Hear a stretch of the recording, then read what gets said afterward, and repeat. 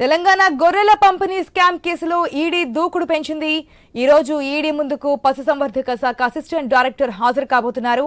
గొర్రెల పంపిణీ స్కీమ్లో 700 కోట్ల రూపాయలు అవినీతి జరిగిందని ఏసీబీ కేసు నమోదు చేసింది. ఇప్పటికే పలువురిని అరెస్ట్ చేసి రిమాండ్కి తరలించింది ఏసీబీ. ఇక ఏసీబీ కేసు ఆధారంగా ఈడీ ఈసీఐఆర్ నమోదు చేసింది.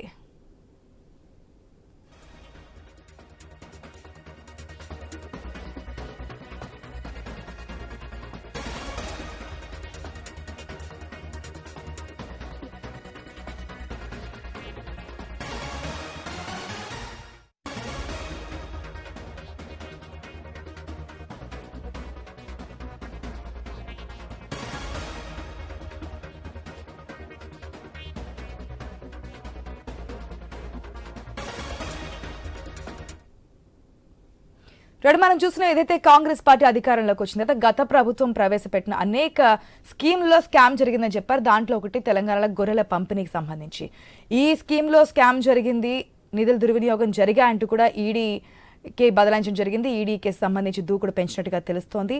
అప్డేట్స్ తెలుసుకుందాం మా ప్రతినిధి స్వామి ద్వారా. స్వామి, ఆశా గత బీఆర్ఎస్ ప్రభుత్వ హయాంలో తెలంగాణలో గొర్రెల పంపి స్కామ్ సంబంధించి ఇప్పటికే ఎన్ఫోర్స్మెంట్ డైరెక్టరేట్ దూకుడు పెంచింది. ఇందుకు సంబంధించి ఒకవైపు నిధులను హవాలా ద్వారా మళ్లించారని చెప్పేసి ఈడీ ఒకవైపు అనుమానిస్తుంది. ఇప్పటికే దీనికి సంబంధించి ఈడీ విచారణ కొనసాగించి దీనికి సంబంధించి దీనిలో ఉన్నటువంటి ఆర్థిక పరిణామమైనటువంటి స్కామ్ సంబంధించి ఈడీ దీనికి సంబంధించి విచారణ కొనసాగిస్తుంది. ఈ రోజు ఈడీ ముందుకు పశుసంవర్ధక శాఖ అసిస్టెంట్ డైరెక్టర్ దీనికి సంబంధించి ఈ రోజు ఈడీ ముందుకు హాజరు కాబోతున్నారు. దీనికి సంబంధించిన విషయంలో దాదాపుగా 700 కోట్ల వరకు అవినీతి జరిగిందని చెప్పేసి ఇప్పటికీ ఏసీబీ దీనికి సంబంధించి పలువురు అరెస్ట్ చేసి రిమాండ్ తరలించింది. వారందరూ కూడా విచారించింది.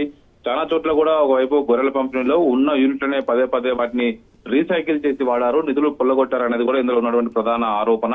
అప్పుడున్నటువంటి అధికార యంత్రాంగం చాలా మంది కూడా దానికి సంబంధించి నిధుల గోల్మాలకు వీళ్ళే పాల్పడ్డారని చెప్పేసి స్కీమ్స్ లో జరిగిన అవకతవకలపైన ఇప్పటికే ఏసీబీ విచారణ కొనసాగించింది. ఏసీబీ పలువురిని ఒకవైపు అరెస్ట్ చేసి రిమాండ్ కూడా తరలించింది.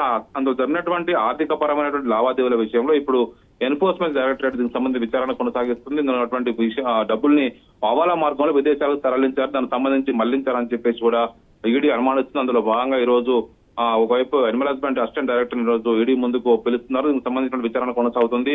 ఇప్పటికే పలువురు సంబంధించిన అధికారులు సిబ్బంది కూడా పలువురిని అదుపులోకి తీసుకున్నారు. చాలా జిల్లాల్లో కూడా దీనికి సంబంధించినటువంటి గొర్రెల స్కామ్ సంబంధించిన విషయంలో ఒకే యూనిట్ ని పదే ఒకవైపు రీసైకిల్ చేసి వాడారు. వారికి సంబంధించిన విషయంలో వాళ్ళు ఒకే సంబంధించిన వ్యక్తులు వాటిని ఒకవైపు బైక్ల పైన ఆటోల పైన వాటిని తీసుకొచ్చినట్టుగా కూడా ఏసీపీ ఇప్పటికే గుర్తించి వారిపైన కేసులు నమోదు చేసింది. ఈ రోజు ఇదే విషయం సంబంధించి ఈడీ ముందుకు ఒకవైపు అనిమల్ హస్బెండరీ డైరెక్టర్ కూడా ఈ రోజు ఈడీ ముందుకు పిలుస్తున్నారు. ఆశ.